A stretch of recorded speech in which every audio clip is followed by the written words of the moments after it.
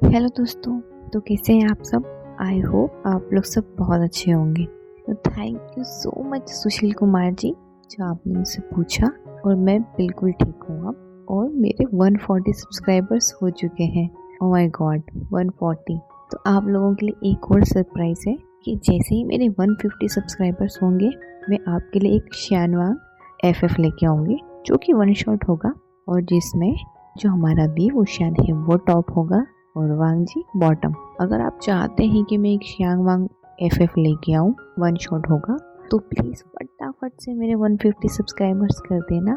Okay, तो आगे बढ़ते हैं। अब तक की स्टोरी में हमने देख लिया था कि जो विंग है और वांग जी, इन दोनों ने एक बार फिर से अपनी नाइट साथ में स्पेंड करी थी। तो अब आगे उनकी नाइट स्पेंड बहुत अच्छे से हो जाती है। अब हमें मॉर्निंग का सीन बताते हैं, जहाँ पर विंग उठ चुका होता है और वो वांग जी की बाहों में लेटा हुआ होता है। उसे यकीन नहीं हो रहा था कि वांग जी उसके पास है और एकदम सही सलामत। उसे बहुत अच्छा लगता है। और थोड़ी देर बाद वांग जी की भी नींद खुल जाती है और वो नोटिस करता है कि विंग उसे ही देख रहा था। तो वो फटाफट से विंग को एक लिप पे किस करता है छोटा सा और फिर से उसे गले लगा लेता है। विंग बोलता है, अरे अरे बस करो, कल रात में तुमने मुझे बिल्कुल भी नहीं छोड़ा है, मेरी बैक बहुत दर्द कर रही है। तो वांग जी बोलता है कि आई एम सॉरी, पर मैं कंट्रोल ही नहीं कर पाया। तुम्हारा वो मैसेज देखकर मुझे इतना गुस्सा आया कि मैं रह नहीं पाया। तब विंग कहता है कि अगर मैं वो मैसेज नहीं करता तो क्या तुम मुझसे मिलने आते? तुमने तो ना मेरे किसी मैसेज का रिप्लाई किया था और ना ही मेरे कॉल को पिक किया था। तो जो वांग जी होता है उसे सॉरी बोलता है और फिर उसे बताता है कि क्या तुम्हें याद है कि हम इससे पहले भी मिल चुके हैं? तो विंग बोलता है कि हाँ याद है, क्लब में ना। तो वांग जी बोलता है नहीं, क्लब से भी पहले। क्या तुम्हें याद है ग्रैंड पेरेंट्स से मिलने के लिए गए थे उनकी ग्रेवयार्ड पर? तो विंग थोड़ा सा याद करने की कोशिश करता है और सोचता है, अरे हाँ, पर तुम्हें कैसे पता? मैं कुछ दिनों पहले अपने ग्रैंड पेरेंट्स से मिलने के लिए उनकी ग्रेवयार्ड पर गया था। तो वांग जी कहता है, तुमने शायद नोटिस नहीं किया होगा, पर मैं भी उन्हीं के पास वाले ग्रेवयार्ड पर था जो कि मेरे पेरेंट्स की थी। ये सुन के विंग को थोड़ा सा बुरा लगता है, क्योंकि वो वांग जी के पेरेंट्स की ग्रेवयार्ड थी, मतलब अब वांग जी के पेरेंट्स नहीं हैं। तो वो वांग जी को फिर से हक कर लेता है और उसे कंसोल करने लगता है। तो वांग जी फिर से बोलता है कि फर्स्ट टाइम मैंने तुम्हें वहाँ देखा था, तुम जितने प्यार से अपने ग्रैंड पेरेंट्स से बातें कर रहे थे, मुझे तुम बहुत इनोसेंट और प्योर लगे थे। और जब तुमने मेरे पेरेंट्स की ग्रेव पर से फ्लावर को अरेंज किया था, बस अपना दिल तुम्हें दे चुका था। और फिर मैंने तुम्हारे बारे में पता लगवाया और फिर मुझे पता चला इस इंसान को मैं इतना प्योर और इनोसेंट समझ रहा हूँ, वो तो कॉलेज में बहुत ही शैतान है। तो विंग बोलता है, ओह माय गॉड, वो माफिया लीडर, चाइना का माफिया लीडर मेरे पीछे पड़ा था, मुझ पे नजर रख रहा था। ओह गॉड, मुझे पता क्यों नहीं चला? Oh no. तो वांग जी बोलता है, बस बस नौटंकी करना बंद करो। तो विंग हंसने लगता है और बोलता है, अच्छा तो मैं तुम्हें तब से पसंद हूँ? तो वांग जी बोलता है कि हाँ, जब मैंने तुम्हें फर्स्ट टाइम देखा था मैंने तभी डिसाइड कर लिया था ये लड़का सिर्फ और सिर्फ मेरा होगा। तो विंग बोलता है, अगर मैं मना कर देता तो वांग जी बोलता है, ऐसे कैसे मना कर देते? चाइना के माफिया लीडर को तुम अगर मना भी कर देते तो मैं तुम्हें उठा के लेके चला जाता, जैसा कि तुमने कहा था। तो विंग बोलता है, शट अप, और वो उसे एक धीरे से चेस्ट पर पंच करता है। फिर वांग जी बोलता है कि उसके बाद जब तुमको मैंने क्लब में देखा डांस करते हुए और जब सारे लोग तुम्हें देख रहे थे, मुझे बहुत गुस्सा आया कि मेरे पर्सन को कोई कैसे घूर सकता है। और मैंने काफ़ी बड़ा रिस्क लिया कि तुम्हें ड्रिंक ऑफर की। मेरा तो मन था कि उसी डांस फ्लोर से तुम्हें उठा के लेके चला जाता और बता देता सबको कि ये पर्सन सिर्फ और सिर्फ मेरा है, और मैं तुम्हें डराना नहीं चाहता था, इसीलिए मैंने तुम्हें ड्रिंक ऑफर की। कि मेरे लिए बहुत बड़ा रिस्क था कि इससे पहले ना तो मैंने कभी किसी पर्सन में इतना इंटरेस्ट होता है और ना ही उसको मनाने के लिए या उसे समझाने के लिए कुछ ऐसा किया है, पर तुम्हारे लिए मैं कुछ भी कर सकता हूँ। और मेरी किस्मत तो देखो, तुमने भी मेरी ड्रीम को कर दिया। मैंने सोचा कि ये बच्चा जितना इनोसेंट दिखता है उतना तो बिल्कुल भी नहीं। और बस फिर मैंने सोच ही लिया था कि इसके बाद अगर तुम मेरे साथ चलने के लिए हाँ करो या ना करो, मैं तो तुम्हें वहाँ से उठा के लेके ही चला जाऊंगा।